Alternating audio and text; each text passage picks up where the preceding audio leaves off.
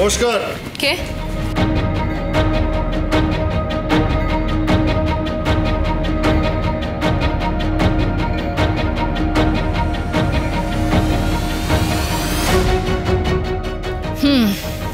তার মানে আপনারা সত্যি সত্যি এখানে এসে গেছেন?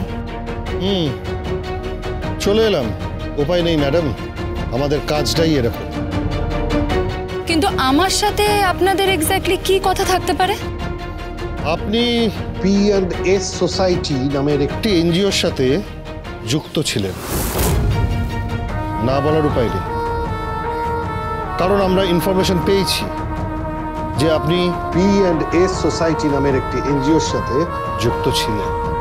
ধরে নিন ছিলাম। আপনি কি জানেন এনজিওটি কার ছিল? না, ওখানে একজন ম্যাম ছিলেন, তিনিই চালাতেন। আমার শুধুমাত্র ওনার সাথেই যোগাযোগ ছিল।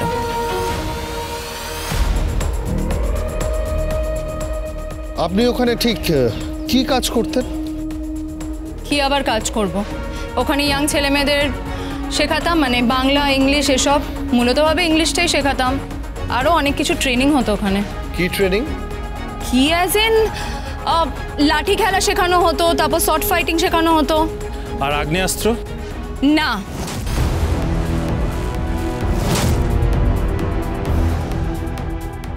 আর এমনিতেও একটা এনজিওতে আগ্নেয়াস্ত্র থাকবে কেন? ছিল না? আপনি শিওর? দেখুন, আমার মেয়েকে আনতে যেতে হবে, আমার কাছে এত সময় নেই, আমি আসছি। আপনি কি জানতেন এনজিওটা কর্ণ চ্যাটার্জির? হ্যাঁ বলছি, আপনি কি জানতেন এনজিওটি কর্ণ চ্যাটার্জি? না। আপনি নিশ্চিত আপনি জানতেন না? আমি নিশ্চিত আমি জানতাম না। আচ্ছা, 13th মার্চ আপনি কোথায় ছিলেন? আমি একজন গৃহিণী। আমি আমার সংসার, বর, ছেলে মেয়ে, রান্না বান্না, সংসারের কাজ এইসব নিয়ে খুব ব্যস্ত থাকি।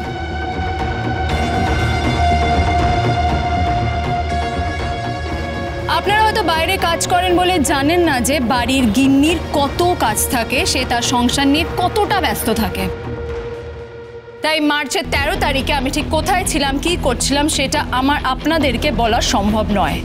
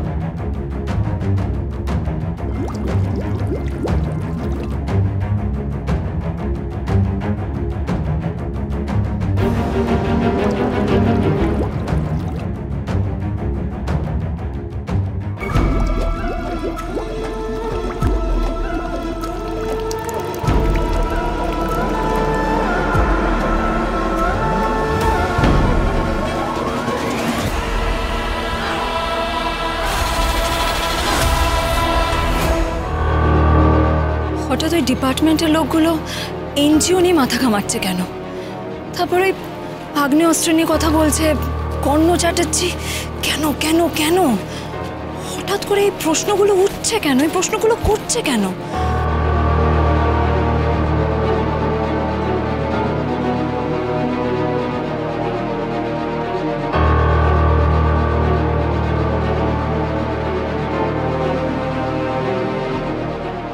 আরে আপনি এখানে? ছেলেমেয়েরা কোথায়?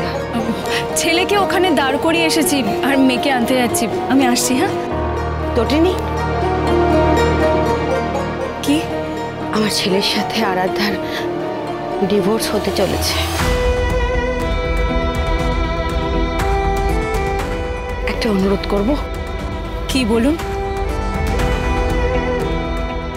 যদি পারেন ডিভোর্সটা আটকাতে। আপনি তো ওই বাড়িরই মেয়ে, তাহলে আমি সারা জীবন আপনার কাছে কৃতজ্ঞ থাকব। আসলে আমার ছেলেটা তো জীবনে আর কিছু নেই, ওর বাবা আর আরাধ্যা ছাড়া। আমি তো সারা জীবন প্রিন্সিপাল ম্যাম হয়ে রয়ে গেলাম, মা হয়ে উঠতে পারলাম না। কেন পারলাম না, কার জন্য পারলাম না সে কথা থাক, কিন্তু ডিভোর্সটা যদি আটকাতে পারে এই অনুরোধটুকু করছি। ওরা হয়তো আজই আরাধ্যাকে নিয়ে যাবে।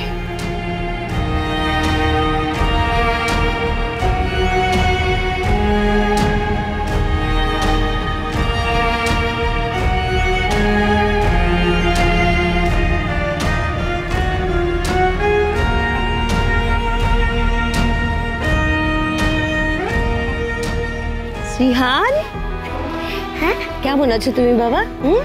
তোমার এখন আর কোনো ভয় নেই, তুমি একদম ফ্রিলি ঘোরাঘুরি করতে পারো এখন। আমি জানি না পরশুরাম আছে তো, কেউ আমাকে কিচ্ছু করতে পারবে না। আর কেউ কিছু করলেই পরশুরাম এসে রিয়েল গান দিয়ে করে গুলি করে দেয়।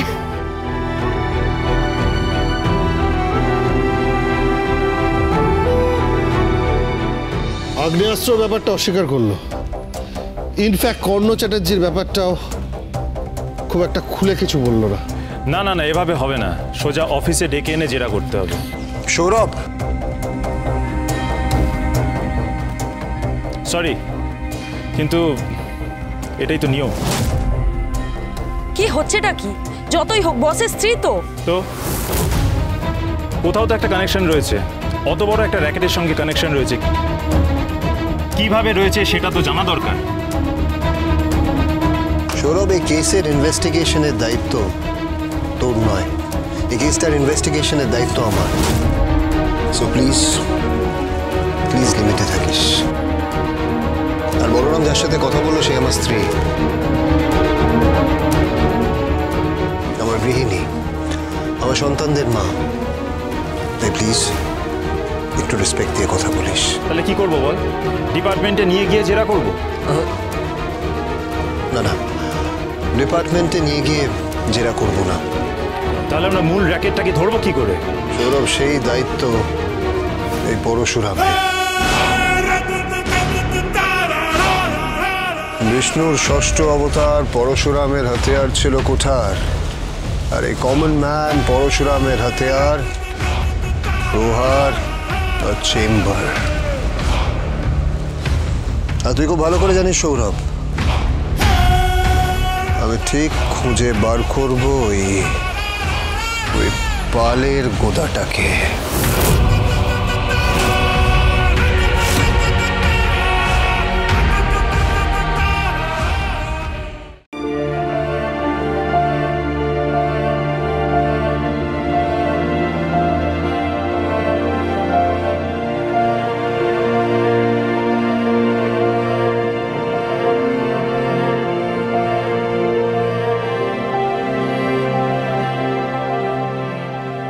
আমায় সিঁদুর পরালেন, আপনি পরবেন না?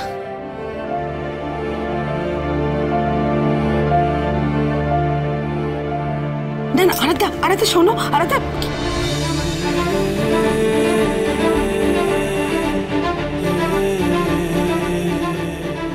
দিয়ে দিলাম সিঁদুর, আপনার সিঁথিতে পরিয়ে দিলাম।